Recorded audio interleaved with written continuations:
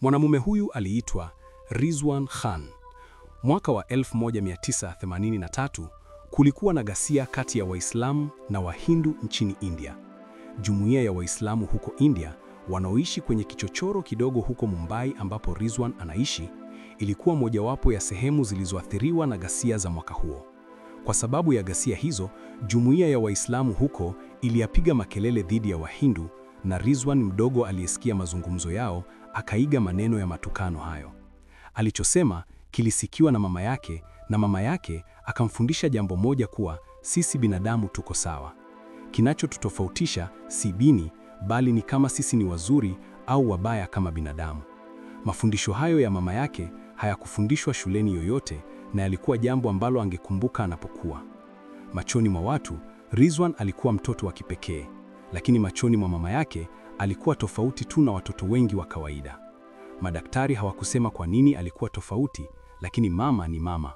Wana njia zao wenyewe za kumjua zaidi mtoto wao. Shuleni alikuwa akidharauliwa na marafiki zake kwa sababu ya hali yake, lakini hiyo haimaanishi kuwa dosari zake zilimfanya awe mjinga.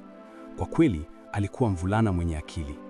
Kwa sababu hiyo, mama yake alimpeleka kwa mwanamume anayeitwa Bwana Wadia, ambaye alikuwa mtu mwenye elimu na cheo nyingi. Mama yake alitumaini kuwa Bwana Wadia ataweza kumfundisha mtoto wake nyumbani kwake, akimpatia maarifa mapya. Lakini yule mwanamume alisema kuwa hiyo ni upuuzi. Lakini baada ya kumsikiliza Rizwan akimsimulia Bwana Wadia kuhusu familia yake kwa Kiingereza, hatimaye alikubali na Rizwan akaishia kusoma naye. Elimu aliyopata ilikuwa mbalimbali, kuhusu vitabu na kuhusu maisha. Siku moja alipokuwa anataka kwenda kusoma nyumbani kwa Bwana Wadia, aliambiwa arudi nyumbani kwa sababu eneo la watu huko lilikuwa limejaa maji, mafuriko, lakini hakurudi nyumbani. Badala yake, alitengeneza mpampu rahisi wa maji kwa kutumia baiskeli ambayo ilimuosha maji nje. Jambo hili limlishangaza yule mwalimu wake. Rizwan alipongezwa pia na watu waliokuwa wakiishi huko. Aliuza bidhaa kutoka asubuhi hadi usiku. Tangu wakati huo, alijulikana kwa ustadi wake. Watu wengi walianza kuja na vifaa vyao vya umeme ili virekebishe. Alipata ustadi huo kwa sababu amekuwa akitumia wakati katika warsha ambayo baba yake alikuwa akifanya kazi alipokuwa mtoto. Siku moja, kaka yake Rizwan aitwaye Zaker alirudi nyumbani kutoka shuleni akiwa na kibao cha ushindi. Huko alijaribu kuvutia umakini wa mama yake. Alitaka kusema kwamba alikuwa amepata mafanikio shuleni, lakini mama yake alimwambia subiri, na akaendelea na mazungumzo na Rizwan. Kwa sababu ya hilo, Zaker aliye na hasira akamuibia ndugu yake hasira, kwa kuwa alidhani kila kitu ni makosa ya Rizwan. Hata walipokuwa, Zaker bado alimchukia Rizwan. Hatimaye Zaker alienda chuoni nchini Marekani na Rizwan akaishi na mama yake India. Miaka kadhaa baadaye, Zaker anaoa na kuishi Marekani. Kisha akamwomba mama yake ahamie huko, lakini mama yake hakuwa tayari kumwacha Rizwan. Kwa hiyo lilimbidi achukue hatua za kumhamisha ndugu yake. Lakini kabla hawajaweza kuhama, mama yao alifariki dunia kwa ugonjwa wa moyo. Ikamwacha Rizwan peke yake India. Baadaye alienda Marekani peke yake. Akaishi San Francisco na Zaker na mke wake aitwaye Asina. Asina alikuwa mhadhiri wa saikolojia katika chuo kikuu huko San Francisco, na alikuwa mtu wa kwanza kujua kuwa Rizwan alikuwa na ugonjwa unaoitwa Asperger's syndrome. Ugonjwa huu umemfanya aogope maeneo mapya na kuogopa watu wapya.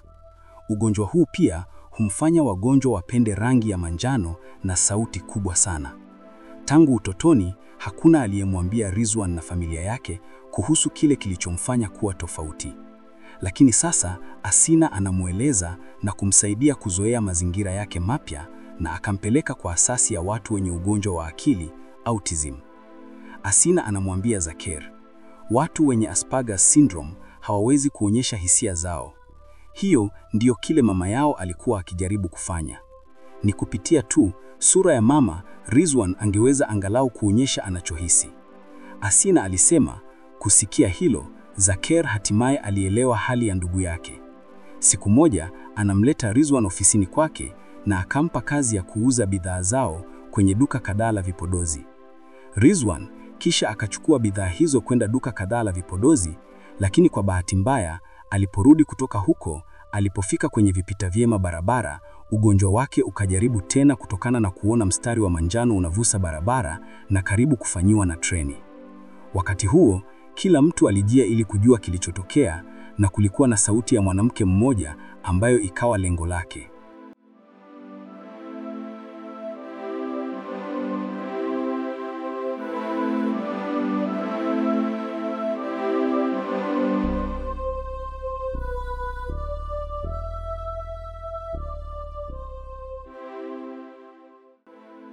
Mwanamke huyo alimwambia, hakuna cha kuogopa, lakini usifanye hofu yako iwe kubwa zaidi ambayo itakuzuia kufikia lengo lako.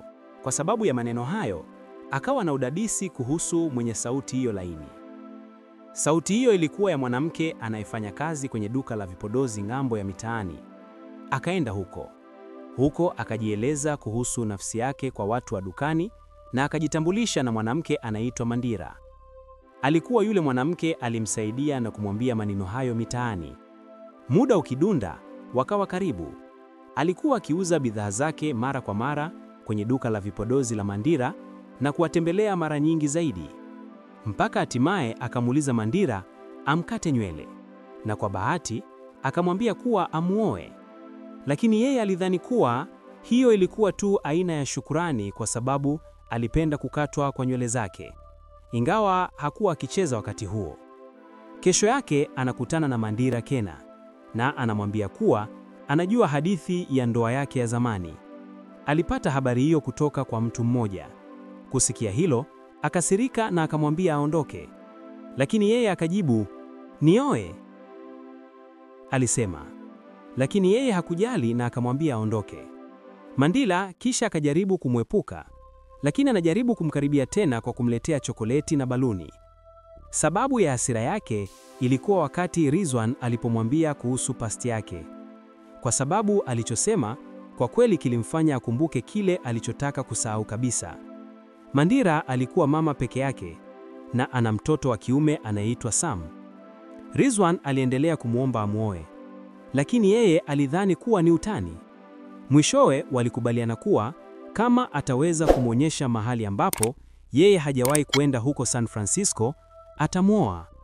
Kisha anampeleka kila mara maeneo anayodhani hajawahi kuzuru.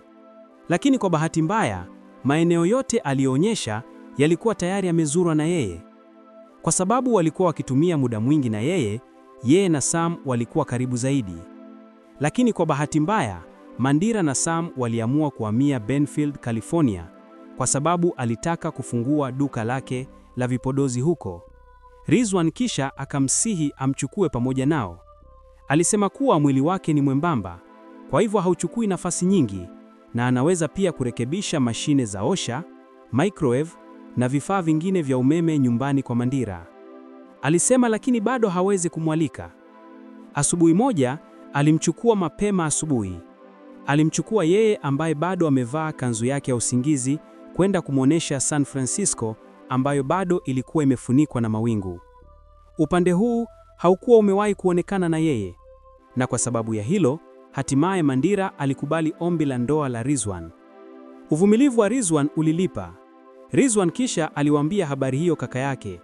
Kusikia hilo, Zakeri hafurahi na badala yake anapinga sana uamuzi wa ndugu yake. Kwa sababu nilivyoonekana, Mandira ni Mhindu, na kama Rizwan ataolewa naye, basi atavunja uhusiano wao wa ndugu. Lakini kulingana na Rizwan, hakuna kilichotofautiana. Ni kwa sababu tu wao ni Waislamu na yeye ni Mhindu. Kama mama yao walivyosema, kuna tu watu wazuri na watu wabaya duniani.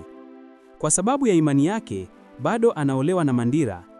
Bahati mzuri, Asina alimtakia mafanikio na akaja siku ya harusi yao. Huko kulionekana kuwa ni Asina tu aliyemwelewa. Baada ya ndoa, wakaishi pamoja bila kujali imani zao tofauti. Wanaishi kwa furaha kama familia. Si muda mrefu baada ya maisha yao ya ndoa kuanza, tukio la majumba ya WTC lilitokea. Jinsi majumba mawili marefu zaidi ulimwengu wakati huo yalivyoharibikwa na ndege na kuharibika kabisa. Serikali ya Marekani ilitoa tamko dhidi ya Waislamu na kuzingatia kuwa tukio hilo lilikuwa limepangwa na kutekelezwa na wanamigambo Waislamu. Matokeo yake, katika maeneo kadhaa Marekani kulikuwa na mashambulizi mengi dhidi ya Waislamu. Maduka kadhaa yaliibiwa, kulikuwa na mauaji, unyanyasaji wa raia Waislamu, hivyo kwamba walibidi wabadilishe majina yao ya Kiislamu ili kuepuka dhana za ubaguzi wa rangi. Wakati huo, Marekani iliona Islamu na Waislamu kama jambo baya. Hata shuleni Marekani walifundisha kuwa Islamu ni dini kali kwa kuagiza mauaji au jinai kwa jina la Mungu. Sam, ambaye ana baba Muislamu, akawa mwathirika wa unyanyasaji shuleni, lakini hakutaka kumfanya mama yake awe na wasiwasi, kwa hivyo hakumwambia mama yake kuhusu hilo. Kwa upande mwingine, Asina pia alipata matukio ya ubaguzi ofisini kwake. Zake kisha anamwambia aondoe hijabu kwa sababu ni hatari sana nje kwa Waislamu. Wanawake hasa kusikia vitendo vibaya vilivyompata Asina, Mandira na Rizwan wanatembelea nyumba ya Zaker, lakini kwa sababu ya mgogoro wao wa jana, Rizwan hakutaka kuingia na anasubiri nje tu. Zaker kisha anamkaribia na kumwalika ingie, lakini bado hakutaki. Zaker kisha analia. Kusikia ndugu yake akilia, Rizwan mara moja akambembeleza na kumtuliza. Siku zikaenda, hatimaye Asina akapata kazi mpya ambayo ilikubaliana kumkubali kama Muislamu. Maisha yao ya utulivu yalikuwa kwa muda tu. Baada ya jirani yao anayeitwa Mark, mume wa Sara, ambaye alikuwa mwandishi wa habari, alikwenda Afghanistani kufunika habari za vita, lakini akafariki huko. Siku ya mazishi ilipofika, Sam alimwendea Rhys. Mtoto wa Mark ni rafiki wa karibu wa Sam, lakini Rhys alimdharau na kumtazama Sam kwa machukie, labda kwa sababu alidhani kuwa kifo cha baba yake kilisababishwa na Waislamu. Kifo cha watu wasio na hatia wakati huo kiliathiri ubinadamu, hasa Waislamu.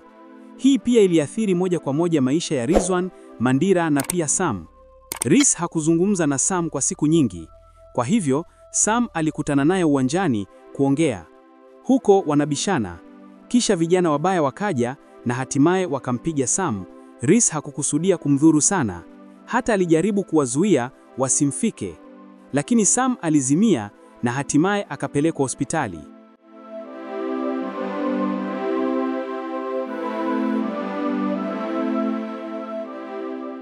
Rhys alilazimika kukaa kimya kuhusu tukio hilo. Sam hakusaidika na hatimaye akafa kutokana na mishale na mateke waliopokea. Sam alikuwa mvulana mmoja wa waathirika wa vurugu zilizosababishwa na ubaguzi wa rangi. Mandira hakuweza kukubali ukweli kwamba mtoto wake amekufa. Kifo cha Sam huenda kilikuwa shambulio la kibinafsi na la rangi kwa sababu alikuwa Muislamu, kwa hivyo aliuawa. Akiwa na hasira sana, Mandira anaenda kwenye uwanja wa mpira ambapo mtoto wake aliuliwa. Mandira alitoa hisia zake za huzuni na majonzi kwa mumewe, ambaye wakati huo alimfuatia. Alisema kuwa anajuta kumuoa yeye, ambaye ni Muislamu. Alijuta kuwa ilibidi abadilishe majina yao na kuwa yote haya yamemtokea Sam. Mandira alilia kwa hasira na hakuweza kuvumilia na alikuwa karibu kumwacha. Rizwan akasema, ikiwa ni nyumba yako, na kwa nini niwe ndiye niondoke? Lakini nitaondoka, alisema. Lakini kisha akauliza, nirudi lini? Swali hilo limemfanya awe na hisia zaidi za hasira. Kisha akasema kuwa kulikuwa na watu 30,000 huko Benfield na wote walimchukia. Kwa nini usiwaambie kama wewe si mwanamgambo? Waambie Wamarekani wote, hata kwa rais, kwamba jina lako ni Khan na wewe si mwanamgambo. Awaambie umma kwamba Sam si mtoto wa mwanamgambo na baba yake si mwanamgambo. Hayo ndiyo aliyomwambia Mandira. Kwa hakika alisema jambo ambalo lilikuwa vigumu kwake kufanya, na maneno hayo lazima yalitokana na hisia za hasira alizokuwa nazo. Lakini Rizwan anachukulia kwa uzito. Anampenda Mandira. Alidhani anaweza kurudi kwa Mandira kama angeliwaona rais na kufikisha ujumbe wake. Hiyo ndiyo sababu alitaka kwenda kukutana na rais wa Marekani. Aliondoka nyumbani akiwa amevaa viatu vya plastiki alivyonunua. Alianza safari yake ya kukutana na rais. Siku iliyofuata, aliamua kwenda Washington DC kukutana na rais kwa ndege. Lakini kwenye uwanja wa ndege, Rizwan aliye na tabia isiyo ya kawaida, hatimaye alituhumiwa na kupewa uchunguzi na maafisa. Kwa kujua Rizwan ni mtu aliye na ugonjwa wa akili, autism, kisha akamwacha. Uchunguzi ulichukua muda mrefu hivi kwamba alikosa ndege yake. Kwa hivyo aliamua kuchukua basi kwa sababu hakuwa na pesa za kutosha kununua tiketi nyingine ya ndege. Alishuka basi kwenda kwenye moteli kupumzika kabla ya kuendelea na safari yake. Akiwa anaongea na mumiliki wa moteli, ghafla mgeni aliyekuwa hajulikani akarusha mawe kwenye dirisha la kioo.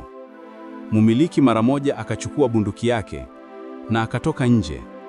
Rizwan aliogopa kusikia mlio wa risasi. Wamiliki wa moteli walilalamika kuwa hii inatokea kwa sababu ya Waislamu wabaya ambao walilipua majumba ya WTC. Alisema kuwa ataweka alama inayosema Waislamu hawaruhusiwi kuingia. Kusikia hilo, kisha akachagua kuondoka huko kwa sababu yeye ni Muislamu. Akiona Rizwan anaondoka, mumiliki wa moteli alimuita ili asipoteze wateja wake. Pia aliuliza jina lake na Rizwan akajibu, "Jina langu ni Khan na mimi si mwanamgambo." Kusikia hilo, mumiliki wa moteli akanyamaza. Rizwan aliendelea na safari yake kufika Santa Fe, New Mexico. Alibidi ashuke basi kufika huko. Katikati ya safari akakosa pesa. Kisha kwa ustadi wake akafungua huduma ya kurekebisha vifaa vya umeme kupata pesa ili aendelee na safari yake. Wakati huo huko Benfield, Mandira aliendelea kuchunguza dhulma iliyompata mtoto wake. Mtu mmoja alikutana naye na kumwambia kuwa alichomwambia Rizwan wakati huo ni kwa sababu ya hisia zake za hasira na huzuni, kwa sababu alipoteza Sam na alijua kuwa kwa kihalisi alimpenda Rizwan. Lakini Mandira alisema kuwa hakuweza kuwa mke wake wakati huo na lazima amchunguze ili kupata haki kwa Sam, kwa sababu upendo unadhoofisha tu. Alisema kuwa upande mwingine Rizwan anaendelea na safari yake kurudi kwenye basi. Alikutana na wanandoa Waislamu ambao walimpa chakula. Walishuka kupumzika.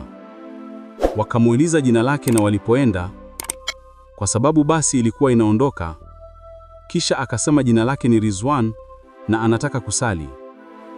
Walimwambia kama anaenda kusali, angalau angalia watu walio karibu na mahali kwanza, lakini yeye akajibu kuwa sala haitegemei mtu au mahali, bali imani, haijalishi nani anayesiona, bado anasali.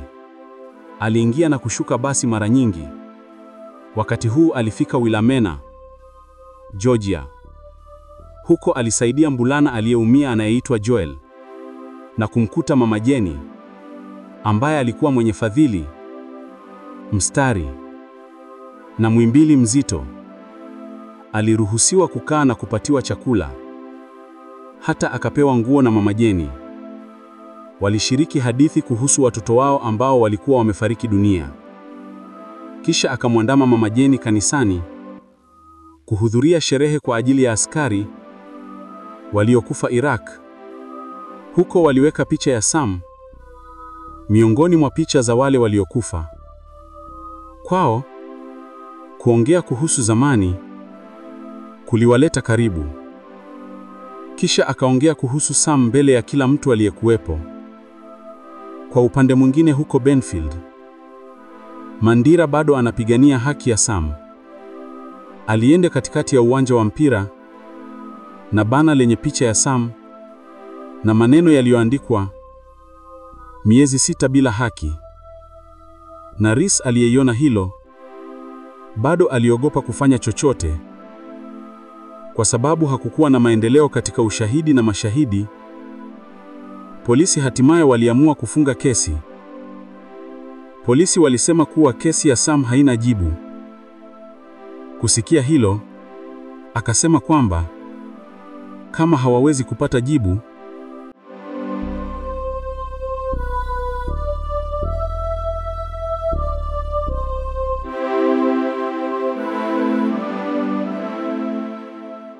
kwa kusambaza vibando mahali mbalimbali, na Reese alimuona tena. Wakati huo bado hakutaka kufanya chochote. Wakati huo huo, Rizwan hatimaye alifika Los Angeles na atakutana na rais siku 3 baadaye kwenye chuo kikuu. Wakati wa kusali msikitini, alisikia daktari mmoja akiongea na jumuiya huko na kusababisha chochezi za kufanya vitisho.